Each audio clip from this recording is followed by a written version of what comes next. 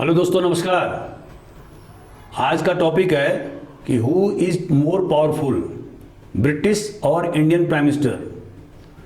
दोस्तों, जैसे कि आपको मालूम है कि कल ब्रिटेन में चुनाव हुआ और उसमें लीज ट्रस जीत गई और Indian origin leader Rishi Sunak हार गए।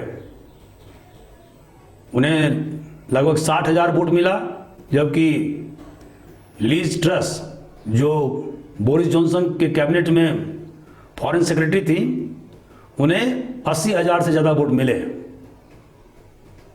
और 6 सितंबर को अब वह ब्रिटेन के तीसरे महिला प्रधानमंत्री होंगी, जब उन्हें ब्रिटेन की महारानी के द्वारा शपथ दिलाई जाएगी। दोस्तों, जैसा कि आप जानते हैं कि हिंदुस्तान में प्रधानमंत्री को चुनने की प्रक्रिया थोड़ी सी अलग है।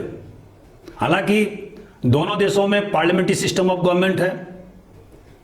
दोनों देश के प्रधानमंत्री लोअर हाउस, इंडिया के परिप्रेक्ष्य में लोकसभा और ब्रिटेन के परिप्रेक्ष्य में हाउस ऑफ कॉमन्स के प्रति जिम्मेवार हैं।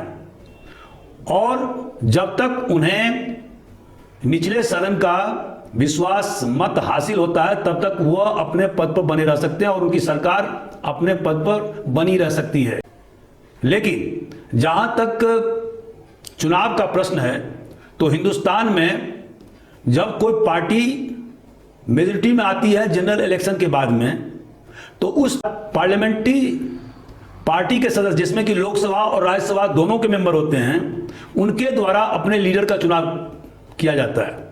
जैसे इंदिरा गांधी का चुनाव जब 1966 में प्रधानमंत्री के रूप में हुआ, तो कांग्रेस संसदीय दल अर्थात पार्लियामेंट्री पार्टी, जिसमें कि राज्यसभा और लोकसभा दोनों के सदस्य शामिल थे, उनके द्वारा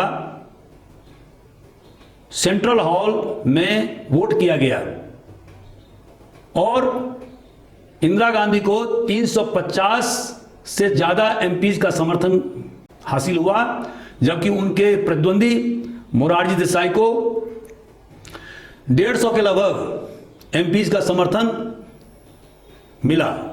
और फिर इंदिरा गांधी प्रधानमंत्री चुनी गई और वह लगभग 16 साल इस देश के प्रधानमंत्री रही। लेकिन ब्रिटेन में प्रधानमंत्री के चुनने की प्रक्रिया थोड़ी सी अलग है। अगर कोई व्यक्ति प्रधानमंत्री उम्मीदवारी प्रस्तुत करना चाहता है, तो उससे कम से कम 20 एमपीज का